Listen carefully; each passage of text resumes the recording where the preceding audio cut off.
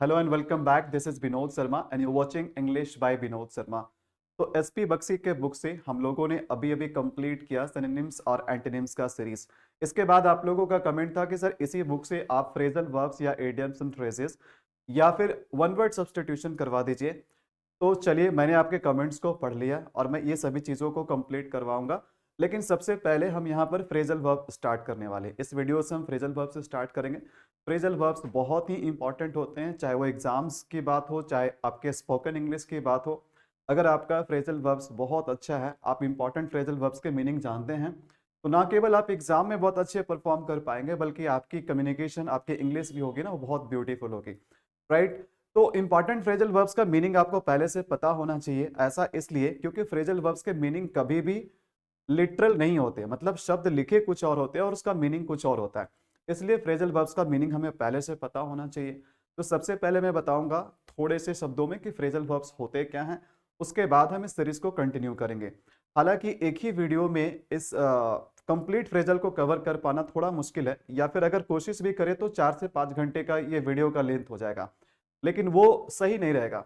तो इसलिए मैं फ्रेजल वर्ब्स का भी एक सीरीज बना दूंगा। तो आज इस सीरीज की शुरुआत हो रही है। कोशिश करेंगे कि एक वीडियो में 2-3 लेटर के जो वर्ड होते हैं उसको मैं कवर करूं। जैसे कि इस वीडियो में हम कवर करेंगे ए से स्टार्ट होने वाले जितने भी वर्ड है, ए से जितना भी फ्रेजल वर्ब बन रहा है और बी से जितना भी फ्रेजल वर्ब बन रहा है। तो इस वीडियो में जो हमारा पहला वीडियो होने वाला है फ्रेजल वर्ब सीरीज का, इसमें हम लोग ए लेटर वाले और बी लेटर वाले वर्ड्स को हम लोग कवर कर लेंगे। इससे जितने भी इंपॉर्टेंट फ्रेजल वर्ब्स होंगे, आज हम इन सभी फ्रेजल वर्ब्स का मीनिंग जानेंगे और इससे रिलेटेड जो भी एग्जांपल्स होंगे, एग्जांपल्स भी हम लोग साथ ही साथ देखेंगे। तो चलिए, सबसे पहले मैं आप लोगों को बताता हूं कि फ्रेजल वर्ब्स होता क्या है। ध्यान देना, फ्रेजल वर्ब एक तरह से कॉम्बिनेशन होता है। कॉम्बिनेशन किसका होता है? फ्रेजल वर्ब में कॉम्बिनेशन होता है एक वर्ब प्लस एक प्रेपोजिशन का, एक वर्ब प्लस एक प्रेपोजिशन का, या फिर एक वर्ब प्लस एक एडवर्ब का, एक एडवर्ब का। तो वर्ब और प्रेपोजिशन मिलकर के एक कॉम्बिनेशन बनाता है, या फिर कभी कभी वर्ब और एडवर्ब के साथ मिलकर के कॉम्बिनेशन बनाता है। कभी कभी ऐसा भी होता है कि दोनों चीज इसमें होती है, मतलब वर्ब वर्ब के साथ, ध्यान देना, वर्ब के साथ एडवर्ब भी हो सकता है और प्रेपोजिशन भी हो सकता है। तो कभी कभी तो फ्रेजल वर्ब में हमें वर्ब के साथ, किसी वर्ब के साथ प्रेपोजिशन और एडवर्ब भी दिखाई देते हैं। राइट। तो होता क्या है कि जब भी वर्ब प्रेपोजिशन या एडवर्ब या दोनों प्रेपोजिशन और एडवर्ब के साथ कॉम्बिनेशन बनाता है, तो फिर ये एक नया, फिर एक डिफरेंट मीनिंग देना शुरू कर देता है। फिर उसका मीनिंग वो नहीं होता जो उस वर्ब का मीनिंग आप जानते हो, फिर मीनिंग इसका अलग होने लगता है। चलिए हम एग्जाम्पल से समझते हैं। कोई भी चीज को हम एग्जाम्पल से ज्यादा बेहतर समझ सकते हैं। तो एग्जाम्पल की बात करें तो वैसे देखो, लुक का मतलब क्या होता है? लुक का मतलब देखना होता है। लेकिन इसके साथ अगर हम एक प्रीपोजिशन लगा दे आफ्टर, लुक आफ्टर, तो अब इसका मतलब देखना नहीं, इसका मतलब हो गया देखभाल करना, केयर करना। ठीक है, केयर करना, किसी का केयर करना। अगर मैं गिव बोलूं तो गिव का मतलब होता है देना। लेकिन अगर हम गिव के साथ अगर अप जोड़ दे, गिव अप, तो इसका मतलब होता है क्विट कर देना। इसका मतलब होता है त्याग देना या क्विट कर देना। तो होता यूं है कि जैसे ही हम इसको किसी वर्ब के साथ प्रेपोजिशन या एडवर्ब लगाते हैं, तो उसका मीनिंग चेंज हो जाता है। उसका मीनिंग वो नहीं होता जो हम सोचते हैं, बल्कि उसका एक डिफरेंट मीनिंग हो जाता है। कुछ और एग्जांपल देखिए, जैसे यहां पर एग्जांपल में लिखा हुआ है, ध्यान देना थोड़ा सा।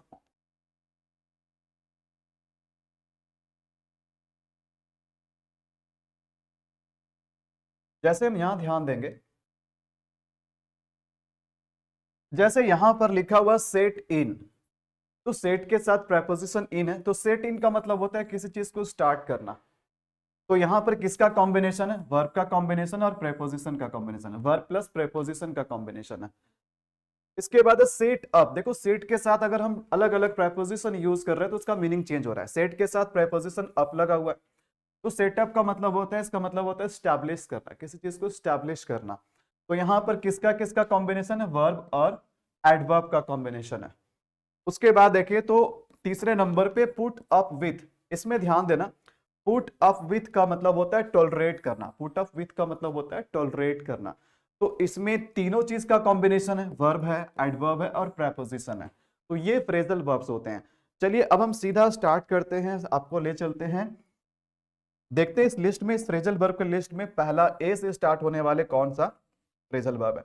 बाकी फ्रेजल वर्ब के बाद ऑब्जेक्ट की पोजीशन कहाँ होनी चाहिए, सेपरेबल और नॉन सेपरेबल फ्रेजल वर्ब्स क्या होते हैं, इसका मैं ऑलरेडी वीडियो बना चुका हूं, मैं लिंक इसका डिस्क्रिप्शन में दे दूंगा, आप उसको जरूर देख लीजिएगा। तो इसमें बहुत ज्यादा हम ये डिटेल में कि फ्रेजल वर्ब्स क्या होते हैं वो तो समझा दिया मैंने, और सेपरेबल नॉन सेपरेबल क्या होता है इस वीडियो में हम कवर नहीं करेंगे, ऑलरेडी इसका एक वीडियो बना हुआ है। सीधा हम स्टार्ट करते हैं, इस लिस्ट में ए से स्टार्ट होने वाले फ्रेजल वर्ब में पहला फ्रेजल वर्ब क्या है, चलिए ध्यान देना है सभी को। देखो, तो ए से स्टार्ट होने वाले यहां क्या लिखा हो, now study the following phrasal verbs that are currently in use. Currently in use मतलब यहां पर आपको वैसे फ्रेजल वर्ब का लिस्ट मिल जाएगा जो आज के जमाने में यूज होते हैं, आज के जमाने में बहुत ही कॉमन है। ठीक है, तो पहला जो फ्रेजल वर्ब है नंबर 1 पे जो आता है ये अकाउंट फॉर। देखो ए से स्टार्ट हो रहा है और पहला क्या, अकाउंट फॉर, अकाउंट के साथ फॉर लगा हुआ। तो अकाउंट फॉर का मतलब होता है, अकाउंट फॉर का मतलब होता है एक्सप्लेन द रीजन या आंसर फॉर। अकाउंट फॉर का मतलब होता है किसी कारण को एक्सप्लेन करना। ठीक है, अगर ये चीज हुआ तो क्यों हुआ, उसका जवाब देना, उसको एक्सप्लेन करना कि क्यों हुआ। ठीक है, एक तरह से जवाबदेही होना अकाउंट फॉर का मतलब। ठीक है, तो किसी रीजन को क्या करना, एक्सप्लेन करना, या फिर किसी के लिए अकाउंटेबल होना, किसी के लिए जवाबदेह होना। तो जैसे अगर हम इसका एक एग्जाम्पल लें तो एग्जाम्पल क्या है, I can't account for his unusual behaviour in this matter. ठीक है, you will have to account for whatever has happened. जो भी घटना हुई है उसके लिए आपको अकाउंट फॉर करना पड़ेगा कि वो घटना क्यों हुई है, क्योंकि वो जिम्मेदारी आपकी थी। तो ऐसी ही घटना हुई क्यों है उसका आपको अकाउंट फॉर करना पड़ेगा, उसका आपको जवाब देना पड़ेगा, उसका रीजन को एक्सप्लेन करना पड़ेगा कि ऐसा क्यों हुआ। तो इसी का मतलब होता है अकाउंट फॉर। जब कभी भी हम किसी रीजन को एक्सप्लेन करते हैं या उससे किसी जो भी जिम्मेदारी हमारे ऊपर होती है उसके लिए जब हमको जवाब देना पड़ता है तो वहीं पर हम फ्रेजल वर्ब यूज करते हैं अकाउंट फॉर। यहाँ पर जो एग्जांपल है कि मैं अकाउंट फॉर नहीं कर सकता हूँ, मतलब मैं रीजन को एक्सप्लेन नहीं कर सकता हूँ, उसके जो अनयूजुअल बिहेवियर है इस मैटर में मैं उसका जवाब नहीं दे सकता, मैं उसका जवाबदेही नहीं ले सकता हूँ। तो ये हुआ इसका मीनिंग। सेकेंड जो हमारा है ये है आस्क आफ्टर। आस्क आफ्टर का मतलब क्या होता है, वैसे तो आस्क का मतलब पूछना होता है, आफ्टर का मतलब होता है बाद में। तो लिटरल मीनिंग निकालोगे तो बाद में पूछना, ऐसा कुछ भी मीनिंग नहीं। मैंने बताया फ्रेजल वर्ब जब भी प्रीपोजिशन या एडवर्ब के साथ कॉम्बिनेशन बना लेता है तो उसका मीनिंग कुछ और होता है। तो आस्क आफ्टर का मतलब होता है आस्क अबाउट द वेलफेयर, किसी के वेलबींग के बारे में पूछना, किसी का हाल चाल पूछना। एक्चुअली आस्क आफ्टर का मतलब होता है किसी के हाल चाल के बारे में पूछना, उसके स्वास्थ्य के बारे में पूछना, उसके साथ सब कुछ ठीक ठाक चल रहा है, उसका हेल्थ वेल्थ सब कुछ सही है। ठीक है, इंक्वायर आफ्टर भी होता है पूछताछ करना, लेकिन किस सेंस में पूछताछ करना, उसकी हालचाल पता करना, उसके वेलबींग पता करना, उसके वेलफेयर पता करना, उसका स्वास्थ्य के बारे में जानना। तो ध्यान देना एग्जाम्पल क्या है, I met your brother at the party, he asked after you. मैंने आपके भाई से मिला पार्टी में और वो आपके बारे में यानी आपके हालचाल के बारे में पूछा। I asked after his health, मैंने उसके स्वास्थ्य के बारे में पूछा। नेक्स्ट है तीसरे नंबर पे है आस्क फॉर। आस्क फॉर का मतलब होता है किसी चीज के लिए रिक्वेस्ट करना या डिमांड करना। रिक्वेस्ट फॉर किसी चीज के लिए निवेदन करना, रिक्वेस्ट करना या उसकी मांग करना, उसका डिमांड करना। ठीक है, कि asked for a glass of water, उसने एक गिलास पानी के लिए रिक्वेस्ट करी, मतलब एक गिलास पानी मांगी। ठीक है, उसके बाद आ जाता है, देखो ए से तो ज्यादा है नहीं, ए से ये 3 है जो कि बहुत इंपॉर्टेंट है। वैसे ए से और भी फ्रेजल वर्ब्स हो सकते हैं बट वही सब कॉमन नहीं है, एग्जाम्स वगैरह में उतना आता नहीं है और यूज में भी उतना नहीं है।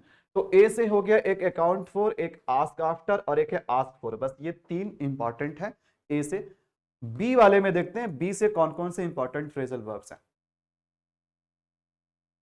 अभी बहुत सारे एग्जाम्स आ रहे हैं, ठीक है, और फ्रेजल वर्ब्स बिल्कुल बहुत अच्छे से कर लेना, फिल इन द ब्लैंक्स के या फिर सेंटेंस इंप्रूवमेंट, सेंटेंस करेक्शन में, इवन क्लोज टेस्ट का जो क्वेश्चन होता है, जो पैसेज होता है, वहां पर भी फ्रेजल वर्ब का बहुत इंपॉर्टेंट रोल होता है। तो बहुत अच्छे से फ्रेजल वर्ब्स के मीनिंग को आप समझ लीजिए, तभी आप एग्जाम में बहुत अच्छे परफॉर्म कर पाएंगे। जो लोग स्पोकन इंग्लिश के पर्पज से फ्रेजल वर्ब देख रहे हैं बिल्कुल आप देखिए और अपने स्पीकिंग में फ्रेजल वर्ब्स का ज्यादा से ज्यादा यूज करें। तो बी से स्टार्ट होने वाले में देखो नंबर 4 में क्या है, बैक आउट। पहला तो क्या है, बैक आउट। बैक आउट का मतलब होता है गो बैक कर जाना, मतलब मुकर जाना। अगर आप किसी के साथ कोई प्रॉमिस किए हैं और उससे आप अगर पीछे हट जाते हैं बाद में, तो इसका मतलब होता है कि आप बैकआउट कर रहे हैं, ठीक है। गो बैक ऑन या विदड्रॉ फ्रॉम प्रॉमिस, किसी एग्रीमेंट से, किसी प्रॉमिस से पीछे हट जाना, बाद में उसको विदड्रॉ कर लेना। पहले हमने प्रॉमिस किया, बाद में क्या कर लिए, हम उससे पीछे हट गए, है ना, मतलब मुकर गए, तो इसी को बोलते हैं बैकआउट। एग्जाम्पल है, he agreed to help but backed out at the last moment. पहले तो उसने हेल्प करने के लिए एग्री किया कि मैं आपकी हेल्प करूंगा, लेकिन लास्ट मोमेंट में वो बैकआउट कर गया। ऐसे बहुत सारे लोग होते हैं, आपके फ्रेंड्स में भी बहुत सारे लोग होंगे जो आपके साथ सच्ची दोस्ती दिखाते हैं, बट एंड वक्त पे वो बैकआउट कर जाते हैं। तो ये हुआ बैकआउट का मीनिंग। नेक्स्ट है बी इन फोर। अगर ये वर्ब बी, बी देखो, बी किसी भी फॉर्म में हो सकता है, sentence be is am are was were के फॉर्म में हो सकता है, और इसके साथ अगर इन फोर लगा रहेगा तो बी इन फोर का मतलब होता है about to take place something unpleasant. तो बी इन फोर का मतलब होता है कि कोई भी गलत चीज जो है ना, कोई भी बुरी चीज है जो आपके साथ होना ही होना है। हम बोलते हैं ना कि अगर आप गलत चीज का रास्ता पकड़ोगे तो आपके साथ कुछ गलत होगा ही होगा, ठीक है। तो उसी को बोलते हैं बी इन फोर का मतलब आपके साथ something unpleasant is about to happen to you, ठीक है। तो ध्यान देना, एग्जाम्पल क्या है, on account of his bad habits, ठीक है, उसका जो भी बैड हैबिट्स है, इससे ये पता चलता है he is in for trouble, वो मुसीबत में बिल्कुल फंसेगा, वो मुसीबत में बिल्कुल फंसेगा। तो बी इन फॉर का मतलब होता है कोई भी ऐसी बुरी चीज आपके साथ होना तय है, इसका ये मतलब होता है। नेक्स्ट है बियर अवे, बहुत ही इंपॉर्टेंट फ्रेजल वर्ब है, बहुत बार एग्जाम में आया भी है, बियर अवे। देखो बियर अवे का मतलब क्या होता है, बियर अवे का मतलब होता है विन, जीतना। बियर अवे का मतलब होता है जीतना, किसी चीज को जीतना, बियर अवे, ठीक है। India war away the world cup, ठीक है, लेकिन ऐसा तो हुआ नहीं इस बार 2022 में, ठीक है, बट कभी और हुआ था। India war away the 2011 world cup, 2011 में वर्ल्ड कप को इंडिया बियर अवे किया। तो बियर अवे का क्या हो जाएगा, बियर का सेकंड फॉर्म हो जाएगा बॉर, हो जाएगा बॉर अवे। तो बियर अवे का मतलब होता है जीत लेना, ठीक है, कोई ट्रॉफी वगैरह, कोई मोमेंटम वगैरह जीत लेना, ठीक है।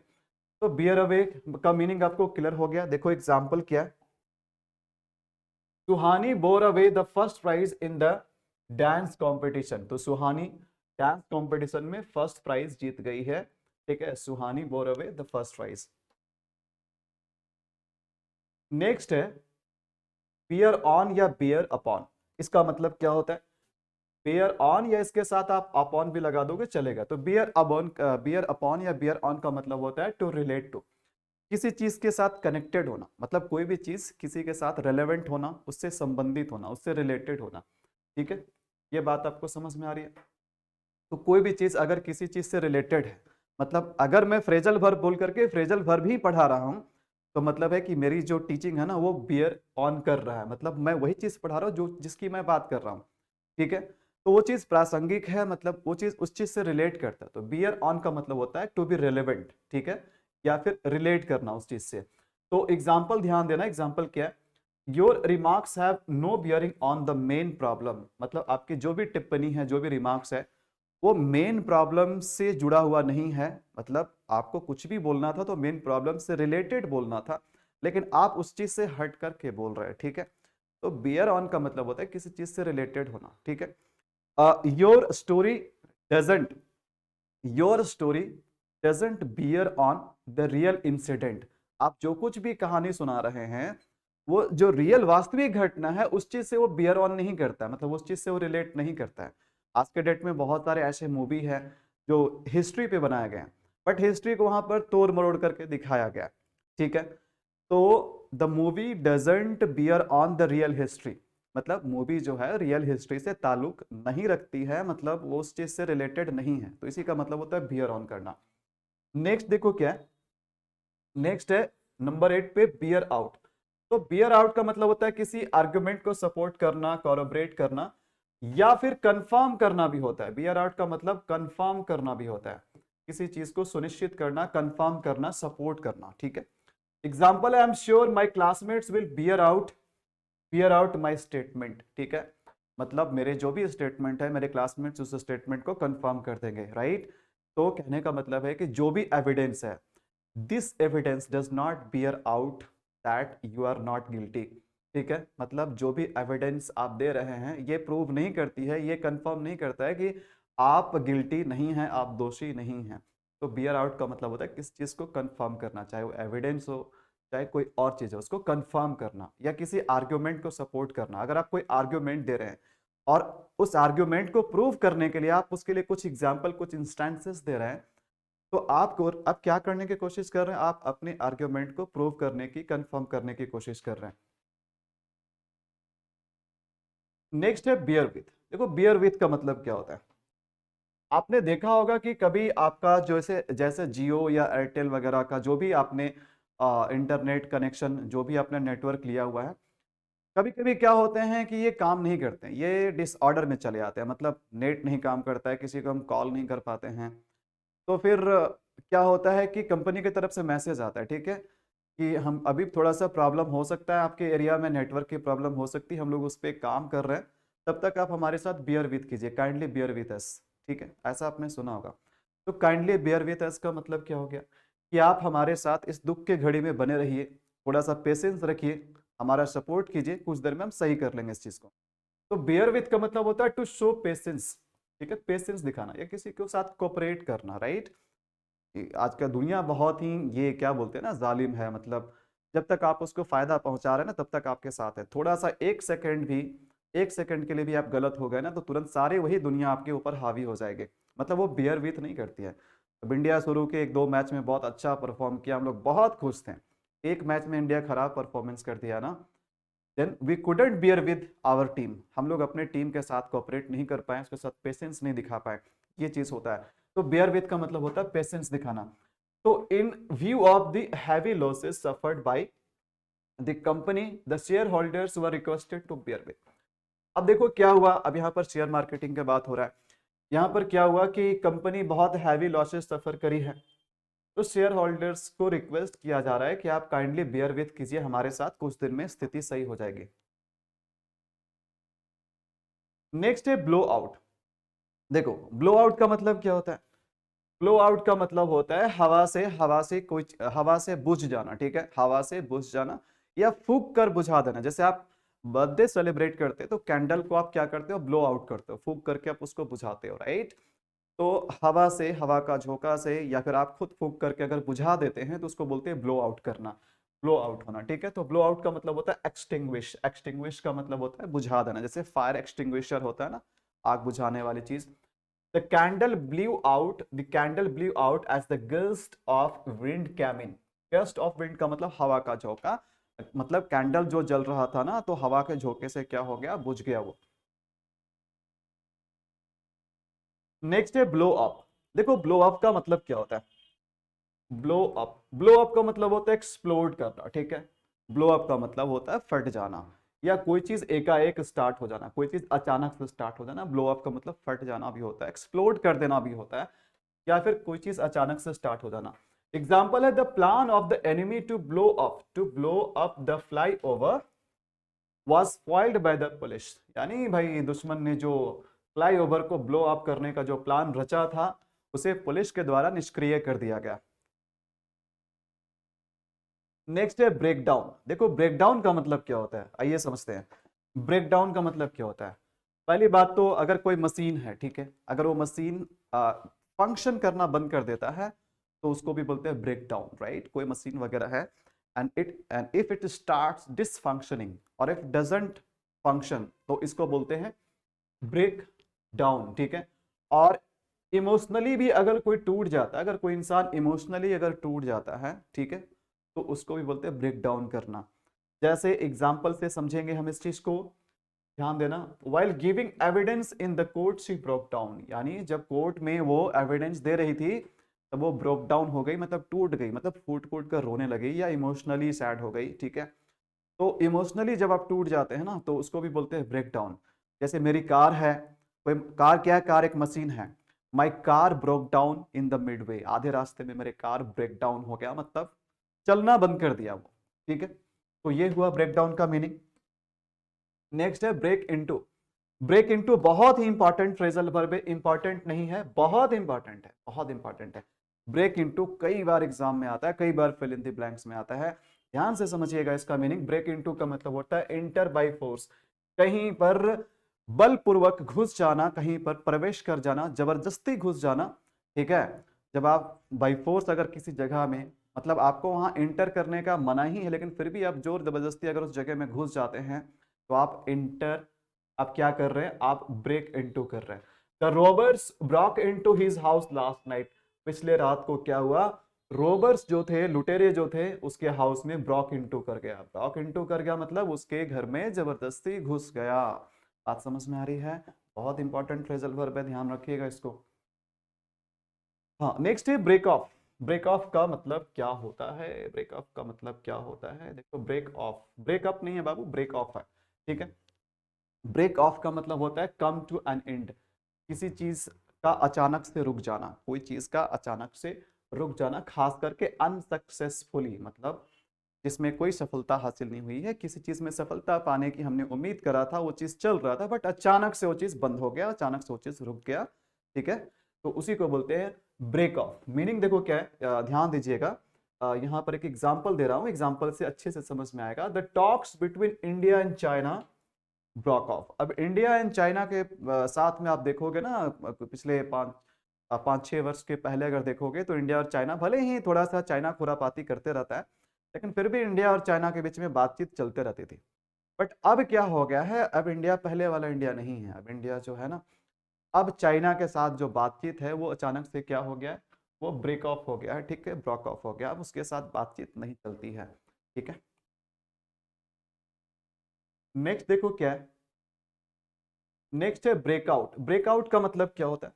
देखो, ब्रेकआउट का मतलब होता है स्प्रेड, ठीक है, किसी चीज का फैल जाना। ब्रेकआउट मतलब होता है किसी चीज का फैल जाना, चाहे वो कोई डिजीज हो, कोई बीमारी हो, कोई युद्ध हो, कोई रायट हो, कोई दंगा हो, ठीक है, या एपिडेमिक हो, फायर हो या आग हो। जैसे the fire broke out in the locality, locality में क्या हुआ, आग फैलना शुरू हो गया, ठीक है। तो ब्रेकआउट का मतलब फैल जाना। या कोई रूमर्स का भी, कोई अफवाह का भी अगर वो अचानक से फैलना शुरू कर देता है तो उसके लिए भी हम ब्रेकआउट फ्रेजल वर्ब का यूज कर सकते हैं, राइट। तो एग्जांपल है, the fear that adds has broken out in India is not unfounded, ठीक है। तो ये इसका एग्जांपल है कि इंडिया में भाई एड्स फैल चुका है, ये चीज क्या हो गया, इज नॉट अनफाउंडेड। अनफाउंडेड मतलब ये चीज है कि फैला है, ठीक है, क्योंकि दो नेगेटिव है, ये भी नेगेटिव है, ये भी नेगेटिव है, right. Corona virus has broken out all over the world, ठीक है। दोबारा नाम लेने का मन नहीं करता है, बट एग्जाम्पल दे रहा हूँ, समझ लेना, ठीक, एग्जाम्पल से। बात समझ में आ रही है? चलिए नेक्स्ट देखो क्या है, नेक्स्ट है 17 में क्या है, ब्रेक थ्रू है। ध्यान से समझना, बहुत ही इंपॉर्टेंट फ्रेजल वर्ब है ब्रेक थ्रू। ब्रेक थ्रू खास करके नाउन की तरह ज्यादातर यूज होता है। ब्रेक थ्रू का मतलब होता है कोई बहुत बड़ी अचीवमेंट हासिल करना। अगर कोई प्रयास में लगे हुए हैं आप, और उस प्रयास में अगर आपको बहुत बड़ी उपलब्धि हासिल होती है, बहुत बड़ा चीज आपको हासिल हो जाता है, तो आपको उस चीज में ब्रेक थ्रू मिल जाता है। मतलब to discover a secret major achievement, major achievement अगर, ठीक है। अब जैसे भाई पुलिस मुजरिम को पकड़ने के लिए लगी हुई है, पुलिस मुजरिम को पकड़ने के लिए लगी हुई है कई दिन से, और एक दिन पुलिस को एक ब्रेक थ्रू मिल जाता है, ठीक है। ब्रेक थ्रू मतलब एक मेजर अचीवमेंट मिल जाता है और फाइनली कल्प्रिट को पकड़ लिया जाता है, राइट। तो ब्रेक थ्रू का मतलब होता है मेजर अचीवमेंट, बड़ी सफलता जिसको बोलते हैं, बड़ी सफलता हासिल लगना। जैसे क्रिकेट में भी क्या होता है, भाई इंडिया बॉलिंग किए जा रहा है, किए जा रहा है, किया जा रहा है, लेकिन कोई ब्रेक थ्रू नहीं मिल रहा है, मतलब एक भी विकेट नहीं गिरा पा रहा है। मतलब मैच में भाई कोई ऐसा मोड़ लाओ, कोई ऐसा ब्रेक थ्रू लाओ कि पूरा मैच ही पलट जाए। बात समझ में आ रही है? तो ब्रेक थ्रू का मीनिंग आपको समझ में आ गया। एग्जाम्पल क्या, there is no hope for breakthrough in the murder case. Murder case में कोई भी ब्रेक थ्रू का आशा नहीं है, मतलब कोई भी उसमें अभी सबूत हासिल नहीं हुआ है, ठीक है, उसमें कोई भी बहुत बड़ी अचीवमेंट हासिल, कोई मेजर अचीवमेंट हासिल नहीं हुई है। नेक्स्ट है ब्रेकअप। क्या फ्रेजल वर्ब है, लेकिन ये, इसका मीनिंग वो नहीं है जो आप सोच रहे हैं, ठीक है।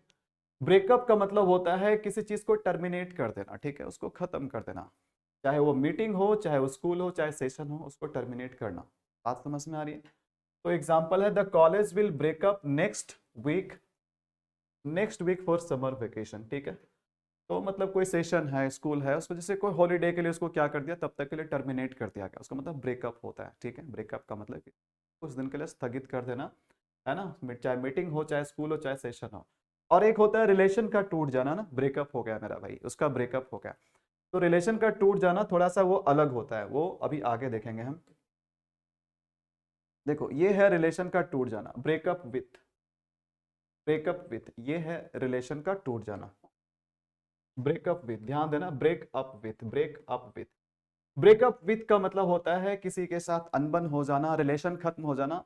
भाई जो पहले चीज दोस्ती में थी ना, जो चीज दोस्ती था वो अब झगड़े में तब्दील हो गई, ठीक है, मतलब रिलेशन खत्म हो गया। मतलब दो कपल का सेपरेट हो जाना, हस्बैंड वाइफ का सेपरेट हो जाना, गर्लफ्रेंड बॉयफ्रेंड का सेपरेट हो जाना, ठीक है, रिलेशन खत्म हो जाना, बातचीत बंद हो जाना, खत्म हो जाना, breakup with. After long and fruitful friendship, भाई बड़ी लंबी फ्रेंडशिप और फ्रूटफुल फ्रेंडशिप चली थी, the two friends broken up with each other. Last में चलो भाई कहा कि अब तो अब इस ड्रामा को, इस रिलेशन को खत्म ही कर लेते हैं, ठीक है, अब आगे मूव ऑन करने की बारी आ गई है। चलो हम लोग अब अपने अपने करियर में आगे बढ़ते हैं, ठीक है, now it's time to break up with each other, right, meaning इसका समझ में आ गया। नेक्स्ट देखो क्या, ब्रेक ओपन। ब्रेक ओपन का मतलब क्या होता है, किसी चीज को खोल देना, ठीक है, ओपन बाय फोर्स, किसी फोर्स के साथ। जैसे दरवाजा, आपने दरवाजा को, जैसे दरवाजा अंदर से लगा हुआ है, ठीक है, या फिर लॉक लगा हुआ है दरवाजा में, आप उसको फोर्स के साथ उसको खोल रहे हैं, उसको धक्का मार के खोल रहे हैं, उसको तोड़ करके खोल रहे हैं, तो उसको बोलते हैं ब्रेक ओपन करना, ठीक है। मीनिंग देखो एग्जांपल क्या होगा, the thief broke open the lock, यानी थीप, भाई थीप तो दरवाजा को डायरेक्ट तोड़ दिया है ना, the thief broke open the lock and stall money, भाई दरवाजे को फोर्स के साथ चोर ने तोड़ दिया और जो भी पैसे थे वो चुरा लिए। नेक्स्ट है bring out, bring about. Bring about का मतलब क्या होता है, ब्रिंग अबाउट का मतलब होता है काउज टू हैपन, ठीक है, किसी घटना होने का कारण बनना, कोई घटना हुई है तो उसका कारण बनना, बिना कारण के कोई घटना नहीं होती है, तो अगर कोई घटना होता है, अगर उसका कोई चीज कारण बनता है तो उसको बोलते हैं क्या, ब्रिंग अबाउट। जैसे education brought about a new change in her life, उसके जीवन में एजुकेशन जो है, शिक्षा जो है, वो बहुत बड़ा एक नई परिवर्तन ले आई। Education actually brings about a new change in our lifes, education से ही हमारे जीवन बदलती है, हमारे जीवन में एक नया चेंज लाता है, हमारे जीवन में नया चेंज लाने का कारण कौन बनता है, एजुकेशन बनता है। तो ब्रिंग अबाउट का मतलब होता है काउज टू हैपन, किसी घटना के घटित होने के लिए कारण बनना। तो the administration help to bring about a peaceful settlement, ठीक है, शांतिपूर्वक एक सेटलमेंट हो गया, एक सुलह हो गया। तो ये जो एडमिनिस्ट्रेशन जो है ना, ये जो पीसफुल सेटलमेंट है, इसको लाने के लिए कौन काउज बना, ये एडमिनिस्ट्रेशन बना। बात समझ में आ रही है। हम्म। नेक्स्ट है ब्रिंग आउट। ब्रिंग आउट का मतलब क्या होता है, ब्रिंग आउट का तो एक मतलब होता है किस चीज को पब्लिश करना, चाहे वो कोई मैगजीन हो, कोई बुक हो, या फिर कोई रिजल्ट हो, अगर वो रिजल्ट पब्लिश हो रहा है, पब्लिश कर रहे हैं, तो उसको बोलते हैं ब्रिंग आउट करना। या किसी चीज को रिवील करना, उसको क्लियर करना, टू मेक समथिंग विजिबल और क्लियर, ये भी मीनिंग होता है इसका। तो एक्सप्लेन द मीनिंग, किसी चीज के मीनिंग को भी एक्सप्लेन करना होता है ब्रिंग आउट का मतलब, या पब्लिश करना भी होता है, या किसी चीज को रिवील करना होता है, टू मेक समथिंग विजिबल या क्लियर, राइट। तो when asked to explain, he could not bring out the meaning of the poem, ठीक है, मतलब जब उससे पूछा गया तुम बहुत पोएम पढ़ती हो, बहुत पोएम पढ़ती हो, तुम इसका मीनिंग एक्सप्लेन करो, तो she could not bring about, she could not bring out, actually bring out the meaning of the poem, वो उसके मीनिंग को एक्सप्लेन नहीं कर पाई, ठीक है। They are going to publish a new book on this subject, वे लोग गोइंग टू पब्लिश का मतलब हो गया they are going to bring out, they are going to bring out a new novel, ठीक है, या फिर a new story book on this subject. तो वे लोग क्या करेंगे, एक नए बुक को पब्लिश करेंगे, ठीक है। The result, the result, they will bring out the result, they will bring out the result, वे लोग रिजल्ट को पब्लिश करेंगे। इसका ये मीनिंग हो गया, पब्लिश करना भी हो गया, राइट। नेक्स्ट देखो क्या, नेक्स्ट है ब्रिंग राउंड। ब्रिंग राउंड का मतलब क्या होता है, ब्रिंग राउंड का मतलब होता है सबसे पहले तो किसी को भाई सहमत करवा लेना, किसी व्यक्ति को क्या करना, एग्री करवा लेना। और इसका एक और मीनिंग होता है bring to senses. Bring to senses का मतलब होता है किसी को होश में लाना, अगर कोई बेहोश हो गया है उसको अगर आप होश में ला रहे हो तो आप क्या कर रहे हो, ब्रिंग राउंड कर रहे हो। एग्जाम्पल देखना है, एग्जाम्पल है, I was able to bring my mother round to my views with great difficulty, भाई बहुत ही डिफिकल्टी के साथ तो होश में ला पाए। नेक्स्ट देखो क्या है, नेक्स्ट है ब्रिंग अप। ब्रिंग अप का मतलब क्या होता है? ब्रिंग अप का मतलब होता है रियर करना। रियर करना का मतलब होता है पालन पोषण करना, बेहतर शिक्षा देना, पालन पोषण ही केवल नहीं करना, अच्छा से पढ़ाई लिखाई भी करवाना, ठीक है, ढंग के कपड़े पहनाना, ढंग की शिक्षा देना, ठीक है, ढंग के खाना पीना देना, ये सब कुछ किस में आता है? रियर करना आता है, ठीक है, रियर, रियर करना, एजुकेट करना, ठीक है, पालन पोषण करना। ब्रिंग अप का मतलब पालन पोषण करना, अच्छा अच्छा संस्कार देना, अच्छी शिक्षा देना, ठीक है, इस तरह से अगर आप पालन पोषण कर रहे हो उसको मतलब क्या कर रहे हो? आप रियर कर रहे हो उसको, ठीक है। Fathers are beginning to play a bigger role in bringing up their children, भाई पिताजी का जो होता है ना रोल, वो बहुत ही इंपॉर्टेंट होता है। वे लोग क्या करते हैं? अपने बच्चों को ब्रिंग अप करते हैं, ठीक है। तो फादर का भी जो रोल होता है ना उसको नोटिस करना चाहिए, है ना। माँ का तो रोल होता ही होता है अपने बच्चे को ब्रिंग अप करने में, फादर का भी एक बहुत ही इंपॉर्टेंट रोल होता है, राइट। जैसे बोलते हैं ना, he was brought up in a rich family, वो अमीर घराने में उसका परवरिश हुआ है, वो ब्राउट अप हुआ है वहां पर, ठीक है। ब्रिंग अप का मतलब परवरिश करना भी होता है। चलिए, तो ब्रिंग अप ये बी वाले में एक लास्ट वर्ड था, लास्ट फ्रेजल वर्ब था ब्रिंग अप, ब्रिंग अप। तो मैंने जैसा आपको बोला कि इस वीडियो में मैं केवल आपको ए और बी वाले फ्रेजल वर्ब बताऊंगा, ठीक है, ए और बी वाले फ्रेजल वर्ब बताऊंगा। ऐसे कर करके हम लोग छोटे छोटे वीडियो में इस सीरीज को भी कंप्लीट कर लेंगे, राइट। तो अगले वीडियो में मैं सी वाले फ्रेजल वर्ब के बारे में बताऊंगा। इस वीडियो के लिए बस इतना ही, आप मिलिए नेक्स्ट वीडियो में। Till then it's a goodbye, take care.